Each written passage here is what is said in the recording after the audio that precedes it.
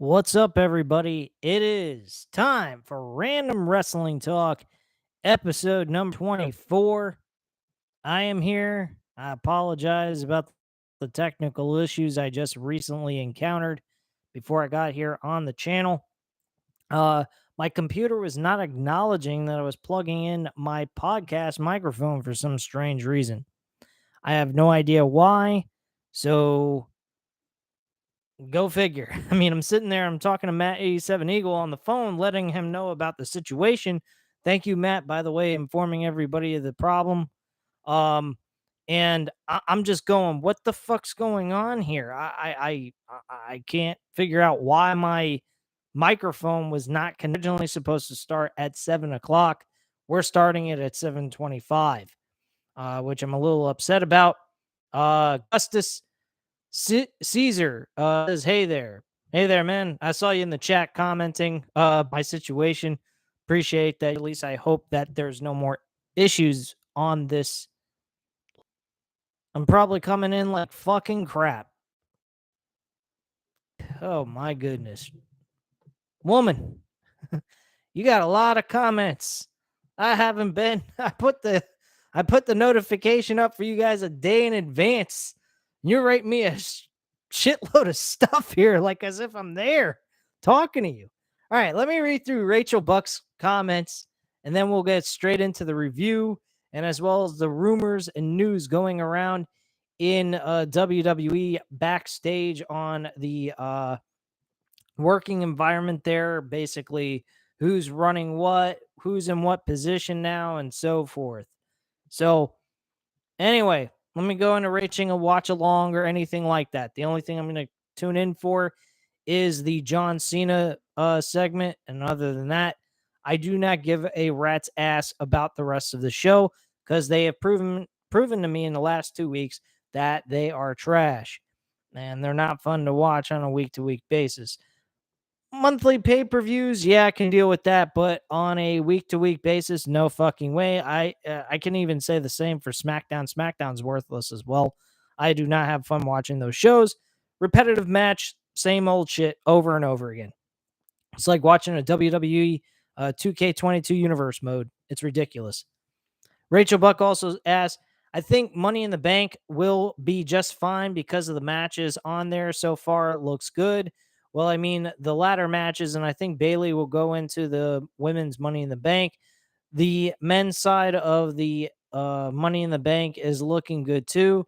And my top three winners of the Money in the Bank will be Drew, Seth Rollins, and Sheamus. I believe Seth Rollins is probably the best choice. Second best is Drew McIntyre. Sheamus, nowhere to be found. Nobody after Drew or Seth Rollins are worthy of a pick. Bottom line. She also asks, do you think that Ric Flair is stupid to wrestle at his age? Yes, he is. He is absolutely insane. I don't understand what the fuck he's trying to prove, but I think it's a waste of his time. But apparently, he probably needs the money because he's got lots of alimony payments to make. She also asks, who do you see Gunther facing at SummerSlam? Gunther defending the championship? That's a funny one. Last time the Intercontinental Championship was defended was on pay-per-view anyway, was WrestleMania 37. So go figure that one out. I have no idea, nor do I care. They ain't got a mid-card division nor a main event division. So I don't give a shit. I don't know who who Gunther is going to face, and I don't know. I think it should be Sheamus, she says, because Sheamus said he doesn't have, he haven't won the Intercontinental Championship. That could be a possible choice, but there's one small problem. They don't usually do heel versus heel type of matches. So I don't know. And Rachel Buck says, oh, did you hear that Ric Flair wants to die in the ring because he wants to bleed in the ring? I don't particularly care what Ric Flair does at this point. I think he's wasting his time with wrestling, but oh well.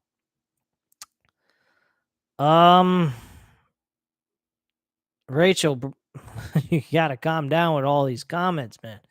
I can't do all of these comments, but I'll gut through them and then I'll get to the review. Rachel Buck also says, and the women's ladder match, the top three I think should be Bailey, Raquel, or Lacey Evans. Bailey's the top pick I would take if she's actually in it, but other than that, no. I don't care for Raquel Rodriguez or Lacey Evans or any of that trash. Rachel Buck also states the reason why I'm asking you to watch Raw tonight is because of John Cena is going to be on Raw tonight, and so is Bailey. Well, if that's the case, terrific for her. She goes on. Okay, I guess this was all discussing about the situation with my technical issues. Yeah, it was, and that's basically it. All right. So, let me go into. I just gave your video a like, bro. You're cool. I just found your channel this morning. I appreciate it. And if you're not already subscribed to the channel, go ahead and subscribe. Just so you can keep along with everything that's going on here on the channel. And getting your connection is unstable. Please wait while connections reconnect. Wow. And Gustus Caesar says Rick shouldn't fight. Shouldn't fight. He's too old. Yeah, I agree with that. And he also says, "Do you like Gunther?" I don't. I like Walter. Gunther is I don't care for the name. I don't really care for the loss of weight. I thought he was perfectly fine just the way he was. Um, so yeah, I'm not a huge fan of Gunther, but his wrestling is still the same as it used to. Before they changed his name from Walter to Gunther.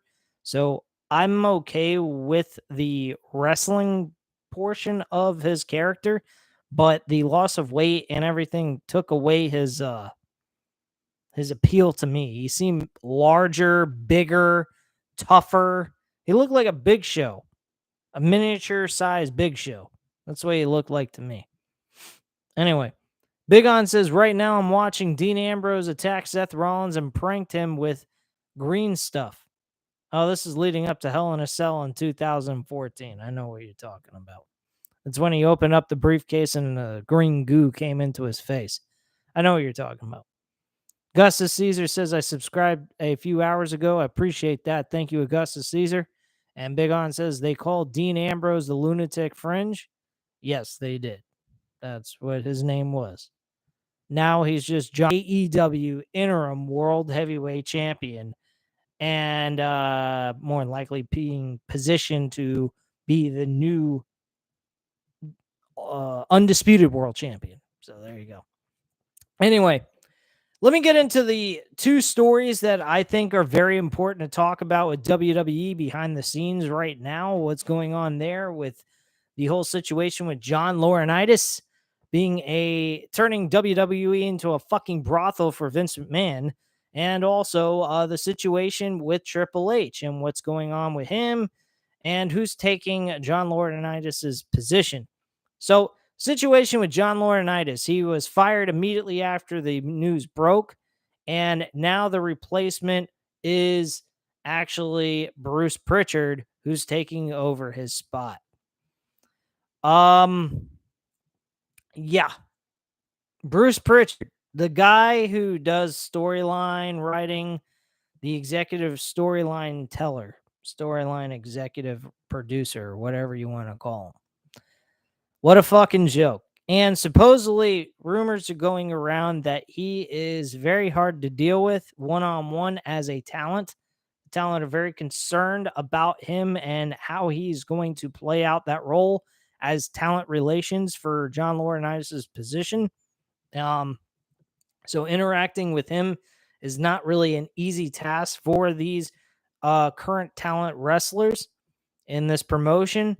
So that's a big ass, huge problem, big time, which is very scary.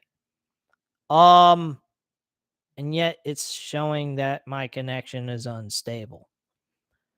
Okay, this is working out terrific. This has been a very fucking great day, man. Man, am I getting fucking pissed off here. Excuse me, guys. I apologize, but damn. Anyway, getting back into WWE's mess of a fucking company. Yeah, so John Laurinaitis is gone. Bruce Pritchard is talent relations. That's his new title, as well as executive producer, head of creative, along with good old Vince McMahon. But yeah, this to me is a very bad situation, especially with the talent being concerned about interacting with Bruce Pritchard. That's bad. I think that could cause a lot of issues. I mean, already at this point in time, the wrestlers are just going through the motions on television. If you can't tell that, then you're blind as a fucking bat. You can hear it from their voice. You can hear how they're acting, how they're wrestling in the ring. It is all the same old shit run over and over and over again. It's bullshit. It is really terrible.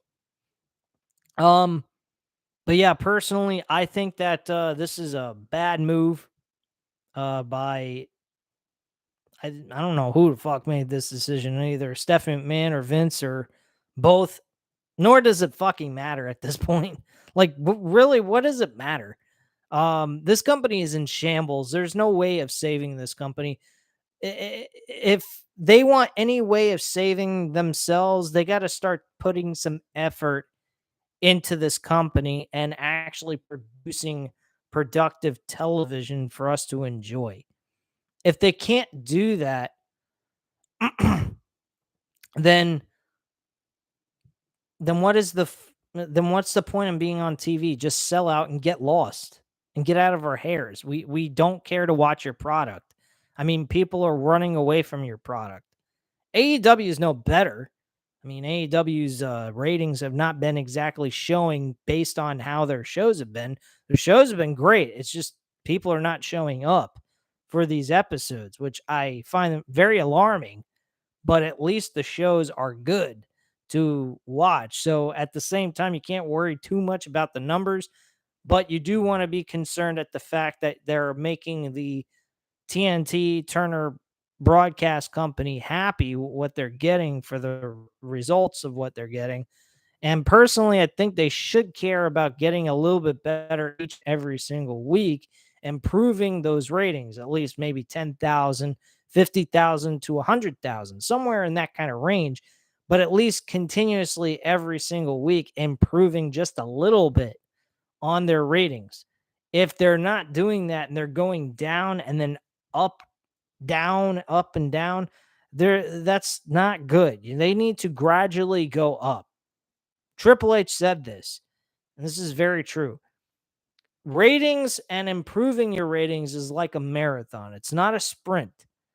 That is one thing I will agree with Triple H and what he had to say about the war between NXT and AEW at the time. Whole thing's about a marathon. It's not a sprint. It's not going to just end after you run really fast for a short period of time and that's it. You won. No, it's constant. It's always a war between yourself and the other person you're competing against every single week. And the basic idea is to improve on your rating that you did the week before to the week now. So that's the whole idea. And neither one of these two companies are really doing that. That is a huge ass fucking problem. But hey, it is what it is. The other thing is about Triple H. Triple H claims he is back. Back for what? Back to supposedly claim the NXT black and gold brand, which I highly doubt's ever coming back. I think this is just him taking on a temporary role in NXT 2.0. We're not going to see the colors of the rainbow, Skittles, the Skittles NXT, disappear and we get back to the old black and gold. No, it ain't happening. Never. NXT black and gold is dead. It ain't coming back. It's a failed idea because Vince McMahon fucked it all up with moving them to face a company that is literally has a main roster and is the big leagues, while NXT was a developmental system. That's number one. Number two, if you're going to put your own company, your own NXT brand, the supposed developmental system, up against a company like AEW, then what you need to do is when you bring these superstars out of NXT into your main roster, you need to make them a big deal. If you're not having that connection between yourself and Triple H at that time, that is the reason why NXT failed against AEW. Here's the other reason why AEW beat NXT into the ground. When you watch AEW, you don't have access to watching it again unless you pre-recorded it, DVR'd it, or watch it on one of these pirate websites for free. That's the only way you can watch it. Not to mention those websites can cause errors and give you, viruses in your devices like your computers and shit like that can cause a major issue. So you kind of want to stay away from those type of websites as humanly possible. But you have no other choice with AEW unless you can DVR it. And some people don't have that technology or just don't care to record it. They'd rather watch it live and get it done on the day of when it airs. Now, NXT is a totally different story. Even now, for that matter, you don't have to watch NXT live. They release NXT on Peacock immediately after the episode is over the next day. So you're not missing anything. You can watch it when it comes onto Peacock the day after and skip all the commercials on top of it. So all you're going to spend is an hour and 25 minutes watching the show. And that takes away their rating for them to be able to get from us viewers. So with that and what they did with the NXT stars that came into the WWE main roster, they fucked NXT humongously. And they're still screwing over their new version of NXT altogether because people are not tuning in as much. Their highest rating is like 600,000 people. That's nothing. They were averaging at least 7 to 900,000 people a fucking week when they were the black and gold. And everything got turned into shit. So at the end of the day, guys, Vince McMahon fucked NXT, and Vince McMahon is still fucking his version of NXT altogether. Because I haven't seen one guy from the NXT roster show up on the main roster. The only guy I've seen is Braun Breaker, and they've made him coming out like a fucking putz while he sits there and he smiles. I don't want to see them smile. The smiling sucks. I want to see wrestling. I want to see intensity. I want to see, aggression. I want to see something of substance that gets me riled up, excited, hyped, and ready to go watching these fucking shows. I don't get that from WWE. I get a plastic, fantastic type of face from WWE, like as if I'm watching some lame ass game show. Well, on not NXT, but on AEW Dynamite, what I get is an authentic sporting event that entertains, gives you athletic sports in the middle of the ring with these guys wrestling each other, and brutal and unadulterated violence. Now, granted, I'm not a big fan of violence, but when it comes to sports violence, I'm okay with it. But personally, if you're going to go ahead and produce a show where you're trying to entertain an audience, give them authenticity, okay? Be authentic. Don't be some Mickey Mouse smile. Ooh, I'm smiling. I smile. I want to smile all the time. Yes, that's what I do here. I smile. And then I get my ass kicked and make myself looking like a complete other putz. Oh, yeah. Come on, man. You gotta be a fucking moron to work for Vince McMahon. Big time. So yeah, Triple H claims he's supposedly part of the NXT roster now. He's going to be in creative or some kind of shit. I don't really care. I really don't. I think the company is trash and it's absolutely terrible. All right, so now let me go back into some of the comments that were made as I was doing this long discussion about the WWE backstage news. That's kind of a small little idea what's going on backstage in WWE. So anyway, Augustus Caesar says John Laurinaitis sounds super weird. Yeah, he is weird. Superpower. Yeah, I like that superpower. People power. Yeah, give me some people power. Sounds like he's fucking old and ready to die.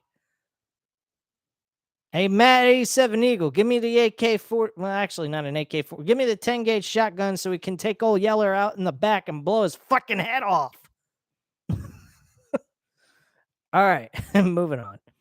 Big On says, I think Kane is underrated in WWE. Kane's not even wrestling anymore. Who cares? Matt 87 Eagle says, our good old buddy Bruce. Yeah. Bruce Pritchard's now head of talent relations. What a hell of a change right there. They're making huge changes in WWE, folks. Huge changes. All right. Matt 87 Eagle says, may God have mercy on WWE's soul. Yes, I agree. Actually, I don't think God should have mercy on them. I think he should send them straight to the pit of hell. Augustus Caesar says, World of Wrestling, you are awesome, man. It's not your fault. Technical difficulties suck. Yes, it does. I'm glad things are starting to smooth out a little bit. Big On says, remember when CM Punk called out John Laurinaitis on Raw? Yeah, that was funny. He made fun of his wrestling career and everything else. He was a complete and utter joke. As a a head honcho in the company, he's a joke as well. Augustus Caesar says, do you think the Unification Championships are a good idea or a bad idea? I think that the titles are not unified whatsoever. They're undisputed. It's an undisputed championship. See how I put the quotation marks there? Undisputed. But let's be honest, guys. What I believe is going to happen, and what Matt 87 Eagle and JD from New York continuously say all the time, is that these titles will be separated from each other as Roman Reigns lose both championships to Drew McIntyre with the Universal Championship on the line at Clash of the Castle, while at the WrestleMania 39 pay-per-view, we're going to see Roman Reigns face Cody Rhodes for the WWE Championship, which is on Raw. All right. Now let me define the situation here. Do we have Brock Lesnar challenging for one title or two titles at SummerSlam in a last man standing match? The answer is two titles. So there you go.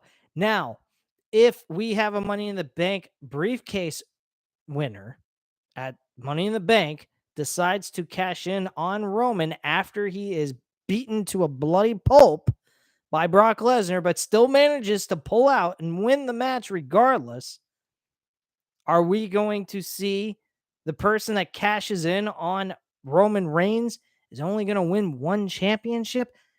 Folks, there's only one briefcase for one championship.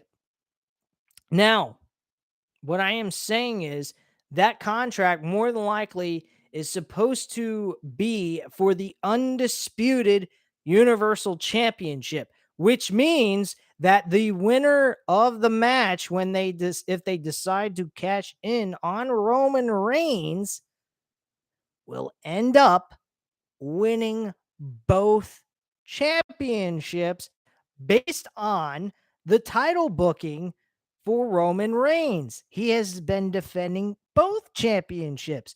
Matt Riddle's a Raw guy. Why wasn't he challenging for the WWE Championship, folks? Come on, open your eyes. The best storyline, and I've stated this last week and I'll say it again, the best way to do this, ladies and gentlemen, is this. Roman Reigns beats Brock Lesnar.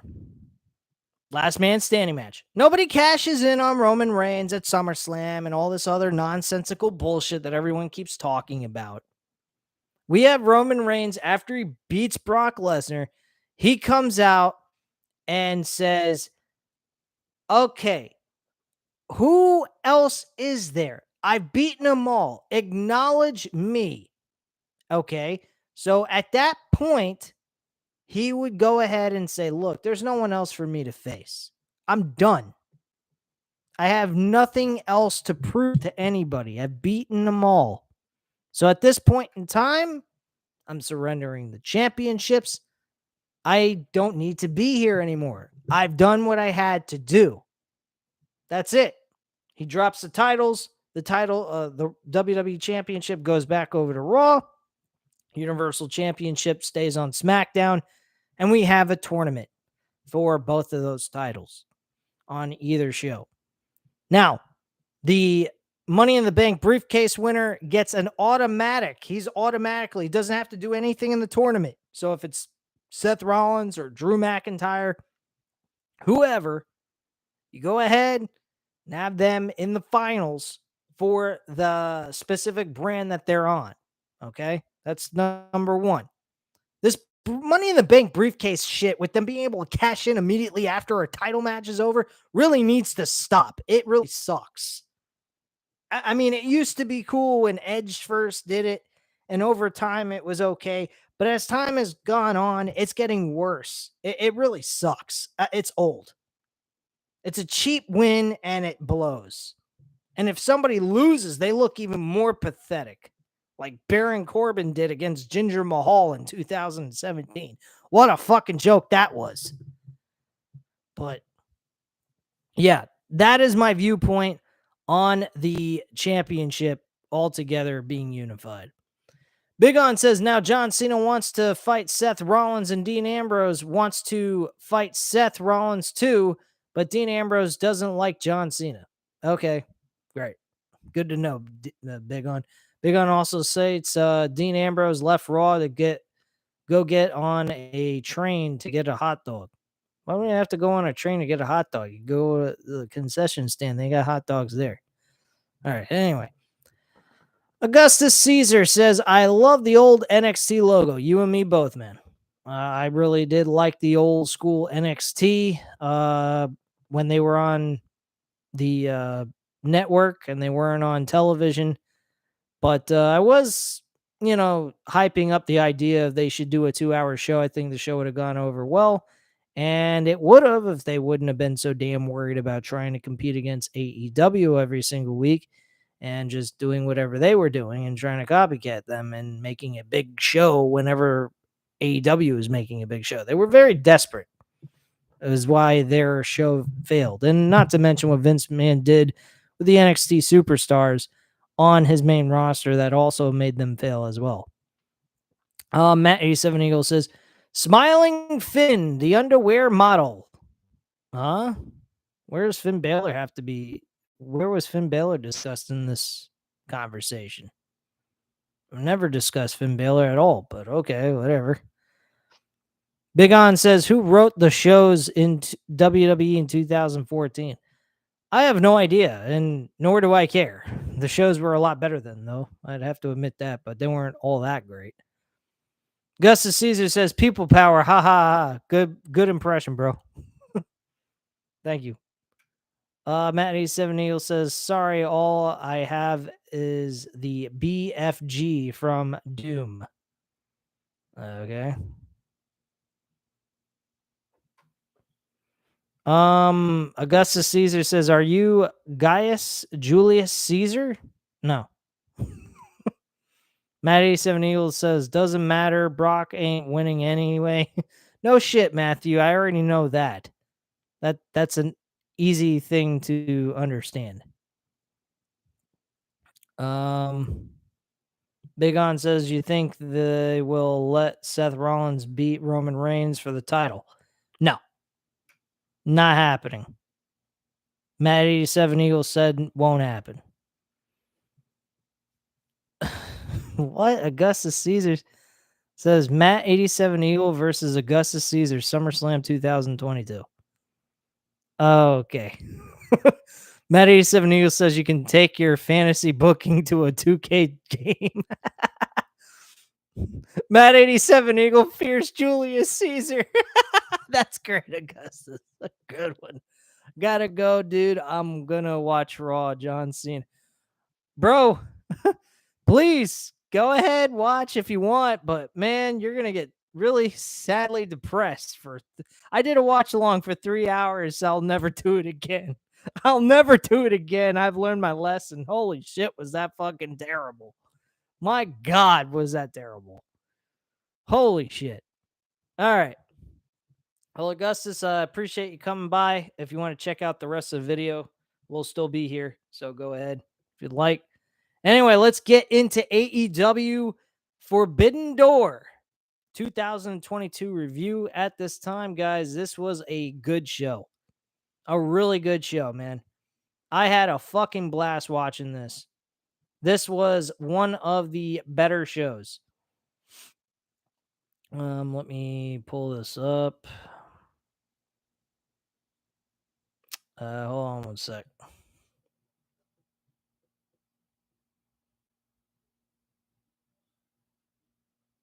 Just trying to get this thing up and running on my phone so I can give you guys the results. Oh, Augustus Caesar says, before I go, retract his message. All right. I was gonna. Matt 87 Eagle says a good show, but damn that ending segment. Yeah, I'm gonna definitely get into that. That felt like I was watching the end of a Dynamite episode or some shit. That really was a terrible way to end the show. We already knew we were gonna get a match between the BCC and Eddie Kingston and Santana Ortiz, and we already knew that JAS were facing each other inside the Blood and Guts match. So that was actually kind of silly for them to throw that in there at the end and have a full out brawl. They even were showing the graphic of the match taking place on Dynamite, which I had a crush on Snow White back in 2019, Augustus Caesar. Okay, that is a fictional character. You do understand that. All right, anyway. Any retract the message. All right, anyway. Anyway, guys, let's get into this it was the same segment from Dynamite and Rampage. Matt 87 Eagle said, yeah, it felt like it was the end of a Rampage or a Dynamite episode. It was very odd. I didn't quite understand the point of that. What they did at the end of the World Championship match, which I thought was absolutely retarded. They should have had Tanahashi and Moxley just celebrating in the middle of the ring. And if they wanted to do something after the show went off the air to get people talking about it, and they wanted to do it that way, maybe that's a cool way of going. But at the same time, they didn't really have to do any of that stuff. We already knew the match was going to happen. They didn't need to leave a cliffhanger on a pay-per-view. You don't leave cliffhangers on pay-per-views unless it has something to do with the next episode that you don't know what's going to happen. You know that this match is taking place. You know that these guys are going to kill each other in the middle of this match. So there was no further need to continuously hype up the Blood and Guts match. There's no need for it. It's perfectly fine just the way it was. All they had to do was close out the show with Moxley celebrating as the AEW World Champion. Which, by the way, that was kind of funny. They were discussing that with Jon Moxley. He kind of said that the interim championship win was actually more memorable than the one he had when he had his first official world championship in AEW, which seems a little ass backwards. I mean, the match he had with Tanahashi was good, but with that ending segment, it kind of tarnished it, in my opinion, and it kind of took away the moment. That's the way I feel about it, and that really sucks. That's not a good way of you know crowning someone and then making them have to be attacked from behind just to hype up a fucking Dynamite episode. It's retarded. I didn't particularly like that. That was the only real downside of this entire pay-per-view. The rest of this pay-per-view it was fucking awesome. I mean, if you like Corey Graves used to say in NXT takeover events, if you're not excited, check your fucking pulse. Because that's technically what this show was. This was exciting. And if you didn't find no excitement out of this, you need to check your pulse because I don't think you're alive. Holy shit. Anyway, let's get into the very first match of the show. We had a 6-man tag team match. The winner would receive the man advantage for the blood and guts match.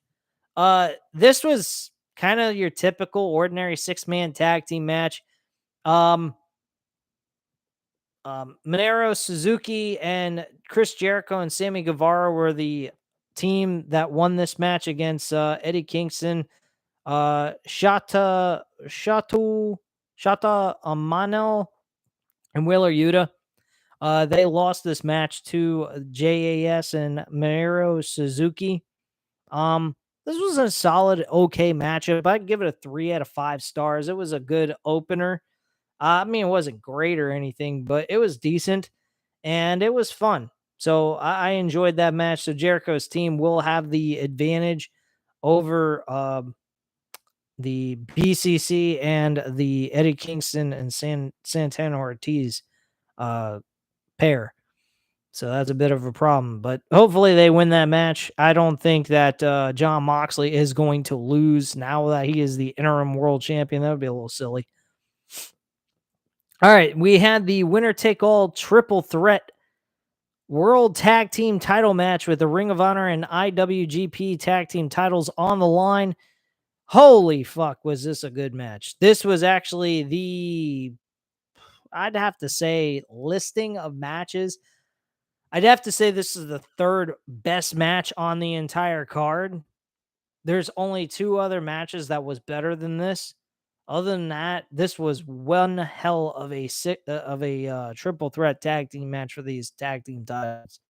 Unbelievable. FTR, of course, retain their Ring of Honor tag team titles and become the new IWGP tag team champions.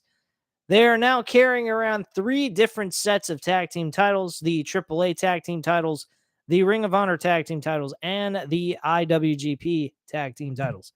They are becoming the belt collectors of tag team wrestling. And they are having one of the best years they've ever had in their entire lives. This is unbelievable year that Dax Hardwood and Cash Wheeler are having. Another thing that was brought up in the media scrum that I found very interesting. There was a lot of talk about Dax Hardwood. JD from New York 206, I couldn't believe it. He actually brought this question up. Nobody else did, but he said, "Did you guys know that in the actual social media platforms that there's rumors going around that believe that Dax Hardwood should be the wrestler of the year?" And Dax Hardwood's eyes lit up. Like his eyes got wide. He couldn't believe that JD said that. And he was like, "No, I had no idea about that, but hey, if you guys want to vote me as the wrestler of the year, by all means, I'd be more than happy to take that award. That's a hell of an award. Not to mention I'm a tag team wrestler, and he believes that him and Cash Wheeler are definitely the tag team of the year, hands down. There's no other way of debating this. I don't care if I know even right now we're halfway through the year, and I would say right now, knowing full well by the end of this year, Dax Hardwood and Cash Wheeler will be the tag team of the year. Hands down. There ain't nobody else doing this better than them. They are having the best matches. I mean, they are one of the top Okay, Augustus Caesar, you're talking a little weird over here. All right, bro. Holy shit. Anyway, I'm gonna ignore the comment by Augustus Caesar. That's a little creepy. um, Getting some weird comments being made by people in the chat lately. Except for my try and true guys that I've seen here all the time. There's just some new people coming in here saying some really off the wall shit. Holy fuck. Thank you, Augustus, for joining the channel, but damn, dude, what the fuck are you talking about? You're the coming of Armageddon? What the fuck? All right, anyway. But yeah, Dax Hardwood is not surprised by the idea if they decide to uh I'm losing track of what the fuck I was saying. Anyway, Dax Hardwood will not be surprised if they happen to go ahead and win the tag team of the year. That they will definitely do. That he believes they're going to do it, no problem. But yeah, Dax Hardwood and Cash Wheeler are now the official unified ROH and IWGP tag team champions, or just winners of both titles. Next match we had was the four-way match for the AEW All Atlantic Championship. This was actually very interesting that TK went with Pac on this win. Here's why. I really believe that Miro and Malachi Black were the two best options to go with. But this was a ballsy move, I think. And I think this was kind of after the match ended, I kind of said to myself, that's actually not a bad idea. And I wasn't even saying that Pac should win because I didn't think he was even in the cards to win this title. But let's face facts. The guy has done a lot in pro wrestling since he came into mainstream media in 2014 with WWE. He has had some memorable matches. He's done some great stuff in AEW as well. He had some great he had two matches with John Moxley that were good. He had two matches with Kenny Omega that were awesome. He's had some matches against the AEW roster that has been outstanding and very enjoyable to watch. So personally, I think that he is definitely noteworthy and somebody that should have won the championship. I just didn't think he was on the top of the list to choose from out of the bunch. I think Malachi and Miro were the two guys I would have went with, but TK went with Pac, and that's fine with me. I'm okay with it. I'll see how it plays out. Hopefully, there's some good storyline coming out of this with Pac being the champion. I think your best story and best bet to go with is Malachi Black and Pac. These two have had a story developed in the last couple of months that would make sense battling over these championships, or this championship, I should say. So, personally, I think that Malachi Black beating Pac for the All Atlantic Championship at All Out would be a smart idea. Have him win on a pay-per-view event. And then have Pac between now and then have about 2 or 3 title defenses and win all those title defenses that he has on television. So that's what I would do. Augustus Caesar says Megadu the Omega Code 2. What are you talking about? Animated cartoons or something? That's what it sounds like. Anyway, not that I would know from any of that because I'm not really a animated guy. The person you want to speak to about that is Matt 87 Eagle. Sorry to throw you under the bus, Matt. But if there's anybody in the chat that's interested in animated cartoons or anime, Matt 87 Eagle is your guy. He knows a lot about that stuff. Hey, Matt, you ought to start your own channel about anime cartoons. You watch a lot of channels about that anyway. So that's his thing, not mine. I'm not really interested in that stuff. Anyway, I'm giving Matt a hard time here. Anyway, let me move into the rest of this card here. Yeah, so Pac winning that match. Oh yeah, I forgot to give a rating for the tag team title match. Tag team title match. I would have to say I'm giving that a 4 out of 5 stars. That was a very good match. Pac winning the championship. I'm giving it a 3.5 out of 5 stars. This was a solid match. Very entertaining stuff. Next match we had was Darby Allin, Sting, and Shingo Takanga defeating the Bullet Club of El Fantasma, who's actually really good. I've seen him wrestle in New Japan Wrestling. Matt Jackson and Nick. And they also had Hakilo with them during this match. Now, Darby Allin and Sting and Shingo Takanga actually won this match.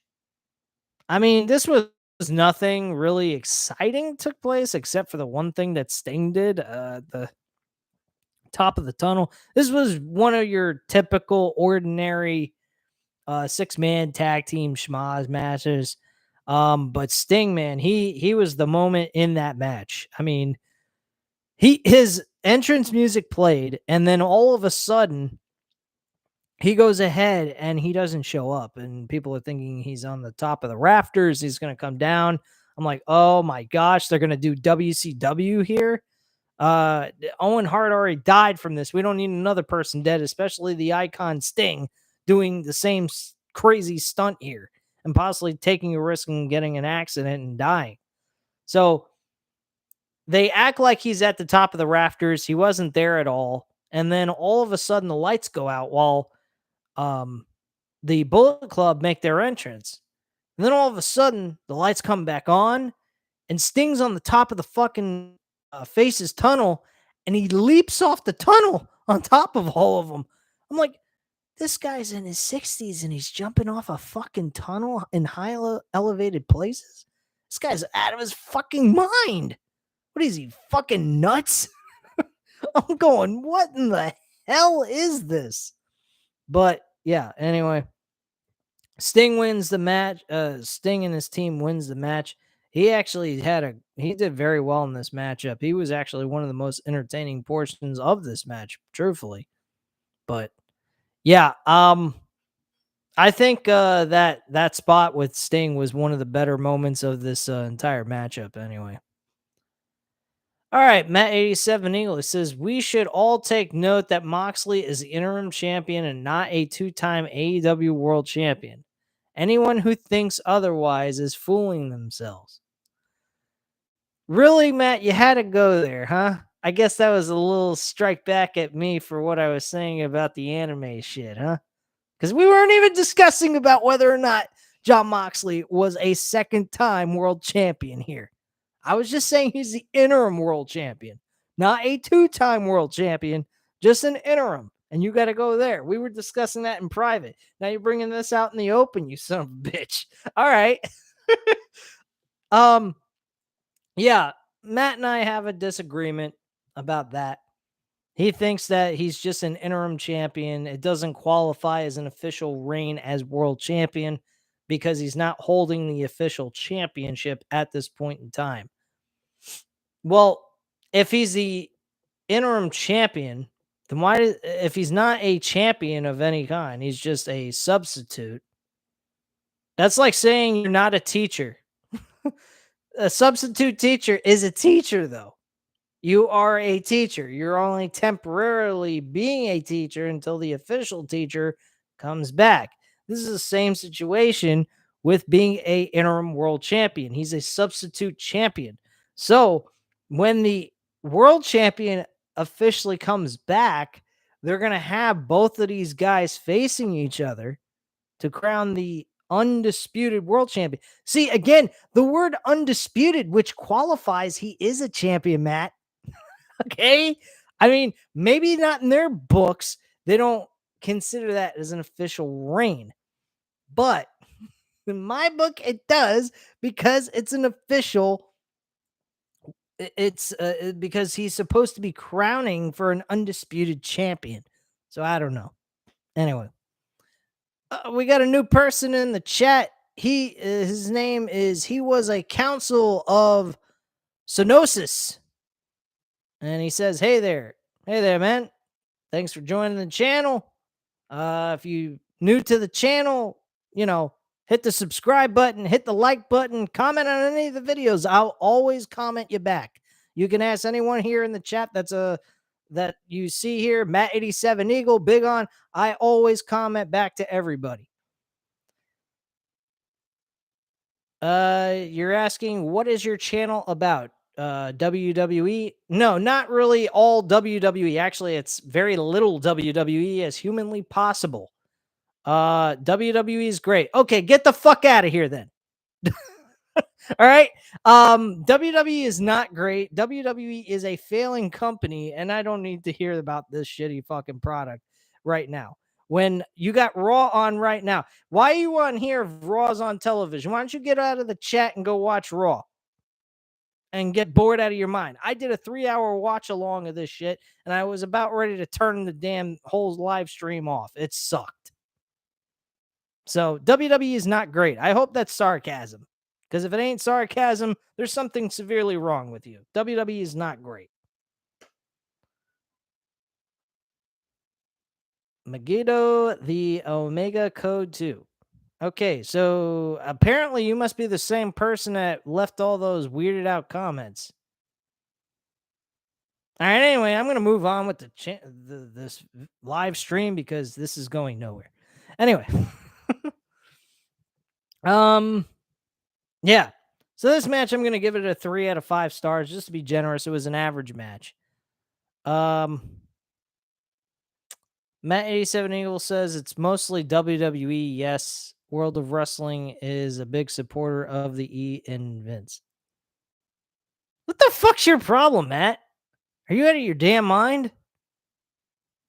I'm not a supporter of that crappy product.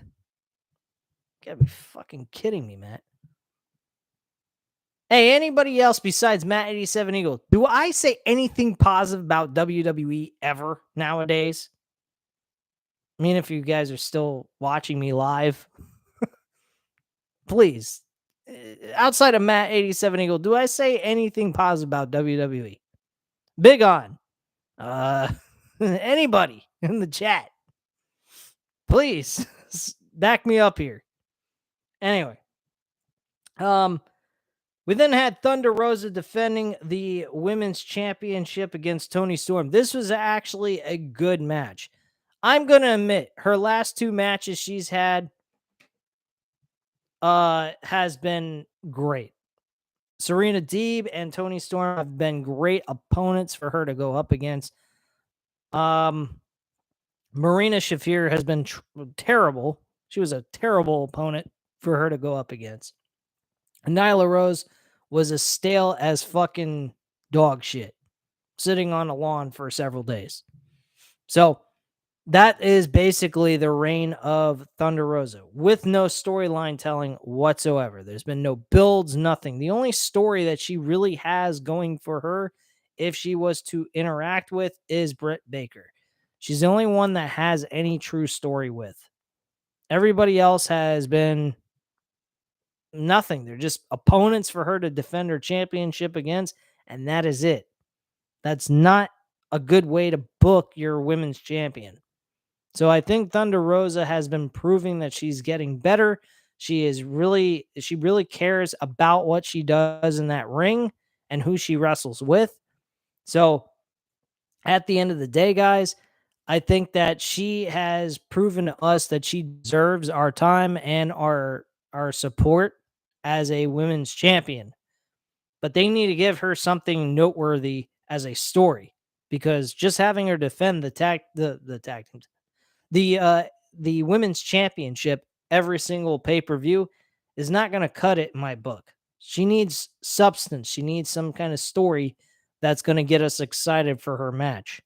And the only match she's ever had that means anything is Britt Baker. That's the only story she's really ever had with any other wrestler in this promotion.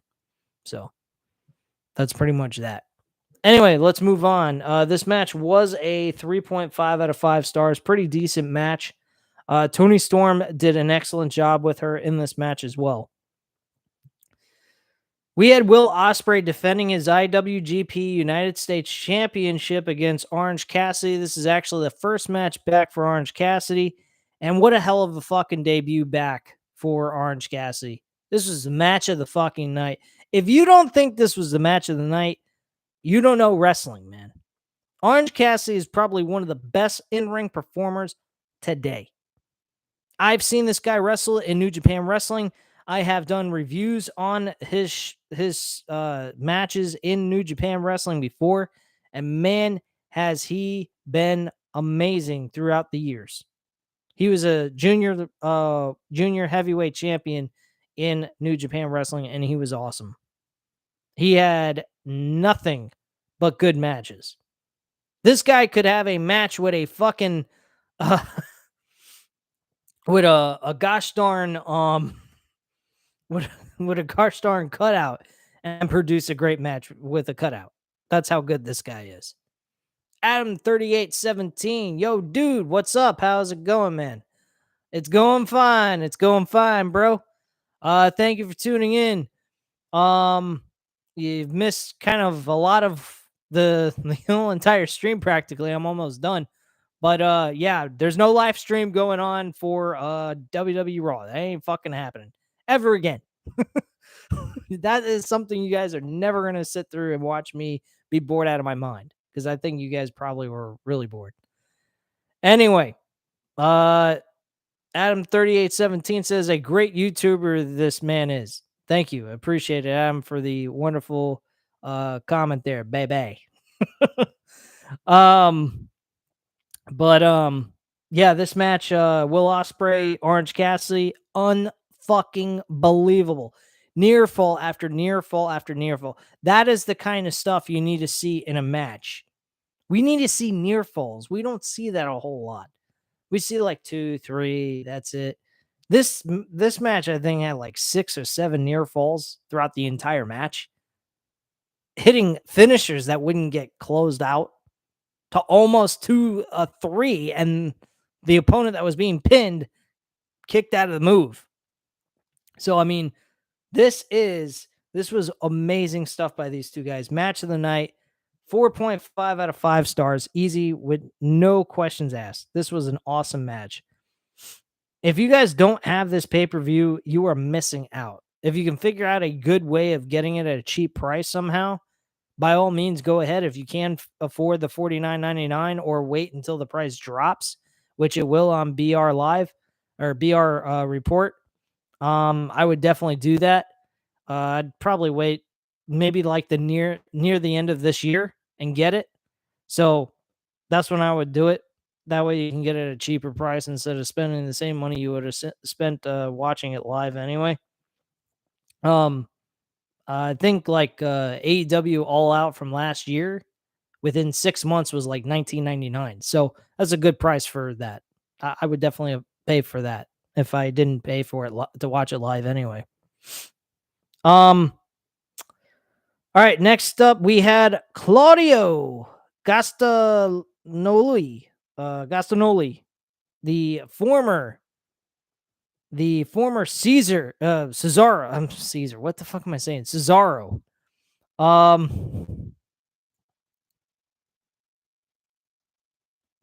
But yeah, that was actually a good match with him and Zack Sabre Jr. I'm giving this a 4 out of 5 stars. Claudio actually sold an injury during the match. It wasn't legitimate. It wasn't a real injury. I'd highly doubt that he would be injured and then not show signs of it during the media scrum. He feels like he's in a candy shop, he said. He is very excited to be in AEW. He has a lot of positive outlook on this. He's very happy to be there, and he thinks there's a lot of good matches awaiting him in the future that he thinks a lot of people are going to be excited for. So congratulations to him. I didn't doubt the fact he wasn't going to go to AEW. Once he was released from WWE, I knew he was going to go to AEW. There's no doubt in my mind he wasn't going to go. But yeah, I think that he is an excellent asset to this company. And at this point in time, He looks like a guy that could possibly become a world champion in the next year or so. He could possibly be a guy that you could make beat MJF next year. I mean, I don't think anyone would have any complaints if they had MJF lose to Cesaro, or now known as Claudio. I personally would. Now, the only other person I would choose outside of Claudio to beat MJF for the world title when he does become champion, because he will at the end, near the end of this year, guarantee you. I would pick Wardlow to beat MJF. That's the real story that you could tell right there. Right now with Claudio and MJF, there's nothing there. He just got there, of course. So that is a huge decision for TK to choose from. I think Claudio will be a great asset as world champion. He definitely looked like a world champion here tonight. What WWE did with this guy was the biggest fucking mistake they could possibly do. That match he had Roman Reigns last year at Backlash after WrestleMania was amazing. That match he had was probably one of the best matches that anyone took to Roman Reigns. Outside of Kevin Owens. Kevin Owens was great. He did a great job. I thought he was possibly a future world champion against Roman Reigns, but that was not to be. Edge was pretty good. I have to give him credit. Daniel Bryan was amazing. Let me go ahead and answer Adam 3817.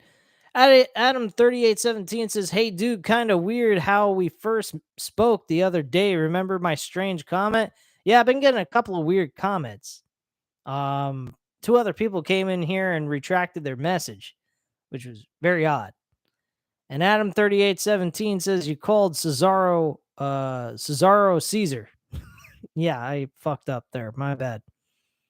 And you also asked, how's your day been, bud? My day's been pretty okay. I had a nice day at work and everything. I'm now doing my second job that doesn't pay me jack shit, but I do this for a hobby because I appreciate and enjoy wrestling and like to talk about it here on the channel. So there you go. Adam 3817 says, really more strange comments, huh? Why? I have no idea. Some people just like to be weird, I guess. I don't know.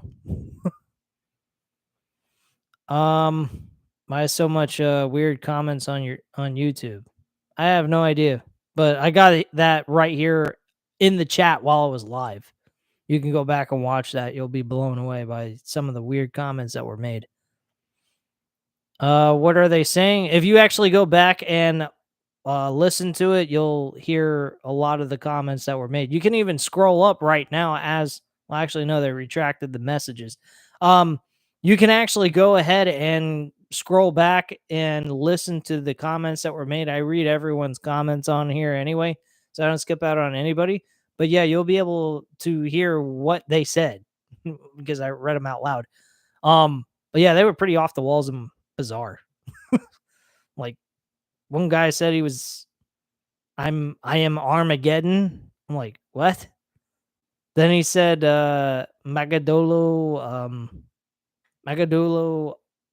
Omega 2 code 2 or some shit. I mean, it sounded weird. So, whatever, man. People want to be strange, be strange. It ain't gonna bother me none. You're just some person behind a computer acting like a moron in my book if you're gonna do shit like that. Yeah, that's what they said, Adam. They said Armageddon. They are Armageddon. I said, okay, whatever you say, dude. And he just retracted his messages and then left, apparently. Anyway, Claudio and Zack Sabre Jr. is a good match. This is a 4 out of 5 stars. Very decent, entertaining matchup. Claudio wins this match hands down. Obviously, he was going to lose in his debut match with a guy who doesn't work in the company at all. He works for New Japan Wrestling. Anyway, we had next the IWGP World Heavyweight Championship match with Jay White defending the title against Hangman Page, Kazuka Okada. I can't pronounce his first name, but whatever. Okada and Adam Cole, baby. This match, Jay White actually retains his championship. This was a fun fucking match, all over the place. And Jay White hit the Blade Runner on Adam Cole and got the 1, 2, 3. His head smacked right into the mat. Supposedly, he suffered a concussion along with his current injury he's dealing with. So that is not good for Adam Cole. This could lead to a possible storyline they could build off of. Adam Cole could go after the IWGP World Championship while Jay White is still the champion. Maybe we might see the IWGP on AEW with Adam Cole becoming the world champion and also defending it on New Japan Wrestling later on in the future. That's a possibility. Or nothing comes of it and we leave it at that. That's another option they might go with. But this could be a good story they could do with Jay White betraying his best friend Adam Cole, just so he can get a cheap win. Because it was sudden. He just connected with the Blade Runner and that was it. He won. That was all. Now, it didn't look like the match had ended that way based on the tempo of the match and everything, and it was just sudden. So it felt like as if this wasn't the supposed ending that was gonna occur, but unfortunately it did. So yeah, that really sucks. But yeah, this was a awesome match, and I'm gonna give it a 4 out of 5 stars easily with no guessing on that whatsoever. Adam3817 says, yeah, the Omega Code is a film about Armageddon Bible apocalypse. I remember I saw it one time. Oh, okay. Matt87 Eagle says Adam Cole got a concussion during the match. Yes, I know. I just stated that, Matthew. I don't understand. Are you paying attention? Are you not entertained by one of the best sports entertainer on YouTube television? But yeah, this match I'm giving it a 4 out of 5 stars. Jay White wins. Has a segment on Media Scrum that was unbelievable. He acted like a total and utter prick. I think MJF and Jay White together in a faction would be fucking cool as shit. But then again, being that both of them are so high on themselves, I think it would implode storyline wise and it wouldn't work out and make any sense at all for them to be in the same faction. But man, these two guys are freaking cool as shit. And they know how to play a prick very well. And he acted like a dick with the championship, trying to prop it up on this little thing that holds the championship title up. And when he took it off, he knocked the thing that was holding his title up, knocked it on the ground, broke it. And he looked at one of the guys that deal with that, and he told him, why don't you go ahead and pick that up? Thanks a lot. And he walked away. I'm like, holy shit, dude. Really? Wow, that was fucking mean as shit. But he's playing a role, man. He's playing the role to a T, like as if it was real. And he's killing it in New Japan Wrestling. I knew he would. I've always enjoyed Jay White. I think Jay White has been excellent from day one. Since he became the Switchblade, he has been unbelievable. Very entertaining wrestler. I also loved when he wrestled Kenny Omega in January 28th of 2000, I think it was 18 for the US Championship. And he beat him for that title. That was a fucking great match. If I ever get the New Japan Wrestling World streaming service back, I'm definitely going back and watching that match. That was a great great match between those two guys. On shit. Adam3817 says, are you bored of Roman as champion? I wouldn't be bored of him if the WWE creative team would actually make something out of this and make it as entertaining as it was when they first started. But it seems like with everybody, they don't seem to care about building anybody up at all, even in Roman Reigns at this point. Roman Reigns is as dead as everybody else. He just happened to beat everybody so far. No one's beaten him for the title in over 2 years. So I don't know. Rachel Buck says, "Oh, I need to let you know that Matt Riddle is in the Money in the Bank again. Well, there's a battle royal for the last Oh my god. Rachel, why do you got to tell me this depressing shit? I don't care. Matt Riddle won, so he's in the money. Why didn't they just have Matt Riddle win like against the fucking almost guy? Why like and I say almost guy because he's a fucking nobody, man. He sucks. Why didn't they just have him beat Almost and then have Almost win the Battle Royal? At least it would have made a little bit more sense to have him take that kind of loss and then put him in this booking situation. Matt Riddle, they decide to put him in a match with that guy and have him lose and then make him win this last chance opportunity? What the hell kind of shit is that? Oh, we made a mistake, guys. I think we'll, rectify the mistake by doing a last chance match in a battle royal, guys. Yeah, that's a great idea, isn't it, Vince? Ah, yes, it's great shit. Amazing. You're brilliant, Bruce. Now get over here and suck my balls. That is what goes on in the creative backstage with Bruce and Vince. Vince congratulates him for being an ass clown and telling him what he wants to hear. And then Vince tells Bruce to suck on his balls. And he does, because that's what good old buddy Bruce does. Because Vince knows he loves him. What a fucking joke. And Rachel Buck also states that Matt Riddle is in the Money in the Bank. So now there's one more spot left. And that's going to go to a SmackDown wrestler. Whoop-de-fucky do. By the way, Rachel, they're not wrestlers in WWE. Vince doesn't call them wrestlers. He calls them performers, superstars, and talents. They're not anything at all wrestlers. He doesn't ever want to use the word wrestling because God knows that's what the fuck they're doing in the middle of the ring. I mean, we wouldn't want to, admit the truth that it's a wrestling company, even though they're doing wrestling and they don't want to admit they're a wrestling company. But then again, Vince McMahon's so fucking off his rockers, it's absolutely ridiculous. Now, thank you, Rachel Buck, for the report. Anyway, let's get into the main event. We had Jon Moxley defeat Hirishi Tanahashi for the AEW Interim World Championship.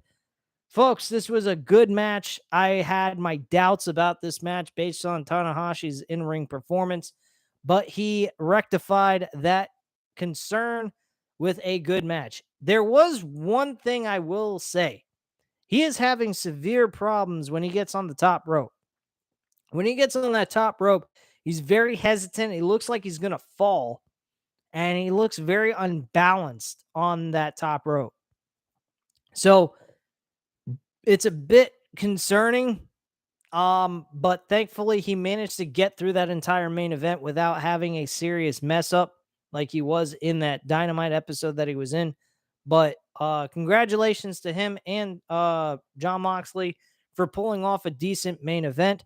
Jon Moxley wins, and I give it a 3.5 out of 5 stars. Very solid, entertaining stuff by both of these guys.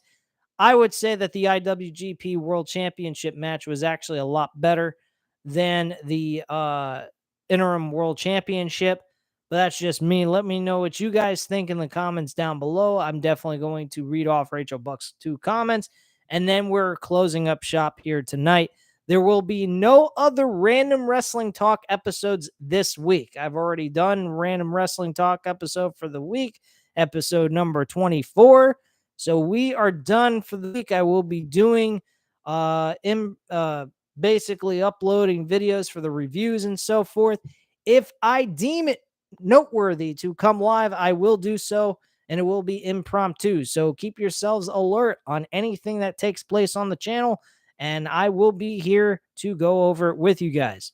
So let me just go over the comments that Rachel Buck had to say, and then we will close up shop.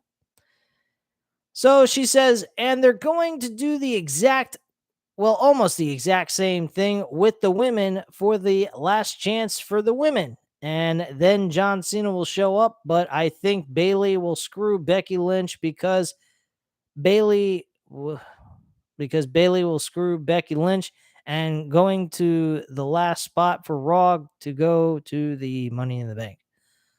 Right now, they're doing Montez Ford versus Jimmy Uso. Oh my gosh, another singles between the tag team wrestling. Holy shit, they do nothing different ever on the Go Home Show Monday Night Raw. Sounds like a very entertaining Raw episode, Rachel. I think I will go ahead and find something else better to do, and I'll just go ahead and catch John Cena whenever a segment comes up. But in the meantime, I have other better things to do in my life than sit there and rot my brain watching Raw like I did last week. Anyway, guys, I thank you very much for tuning in. If you like this video, of course, leave a like button, hit the like button. Leave a comment down below, as I always will. I will reach back out to you guys on your comments and react to them in another comment back to you guys, of course. And of course, if you're not subscribed to the fucking channel, hit the subscribe button. You're going to miss out on a lot of things.